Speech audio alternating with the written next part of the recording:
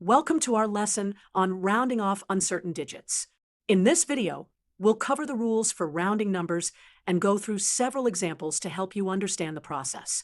When we take measurements or perform calculations, the last digit is often uncertain, meaning it might not be completely accurate. For example, if you measure something as 3.14 centimeters, that last digit, the 4, might be slightly off. Rounding helps us simplify numbers while maintaining an appropriate level of precision. Let's look at the rules for rounding. Let's discuss the first rule of rounding. Rule 1. If the digit to the right of your rounding position is less than 5, you should keep the rounding digit the same and drop all digits to its right. For example, let's round 3.141 to 2 decimal places. The rounding digit is 4, which is in the second decimal place.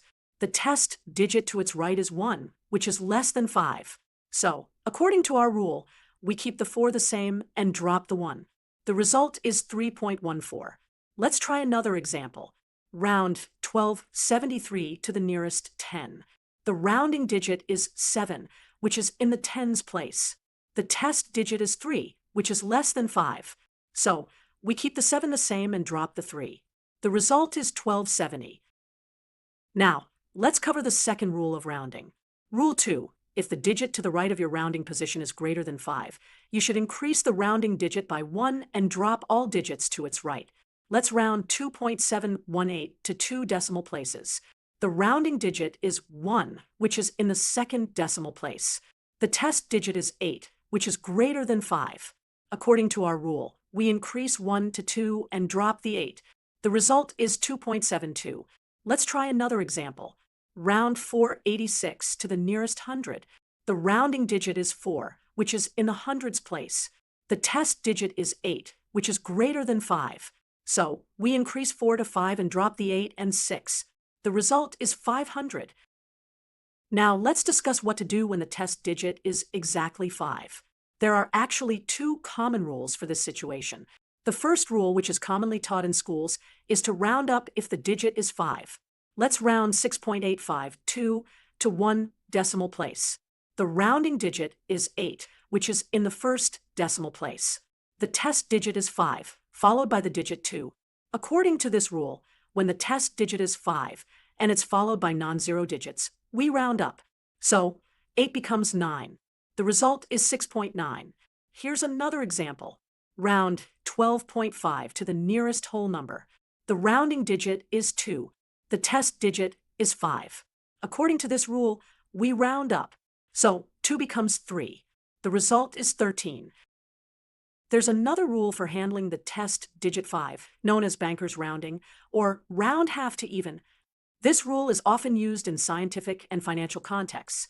According to this rule, if the test digit is 5 and all subsequent digits are 0, or there are no subsequent digits, we round to the nearest even digit. This means if the rounding digit is odd, round up. If the rounding digit is even, keep it as is. Let's round 2.35 to 1 decimal place.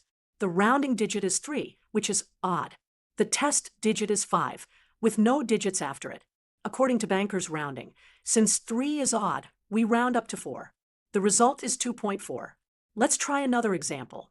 Round 2.45 to 1 decimal place. The rounding digit is 4, which is even. The test digit is 5, with no digits after it. According to banker's rounding, since 4 is even, we keep it as is. The result is 2.4. Let's look at 2 more examples of banker's rounding. Round 75 to the nearest 10. The rounding digit is 7, which is in the tens place and is odd. The test digit is 5, with no digits after it. According to banker's rounding, since 7 is odd, we round up to 8. The result is 80.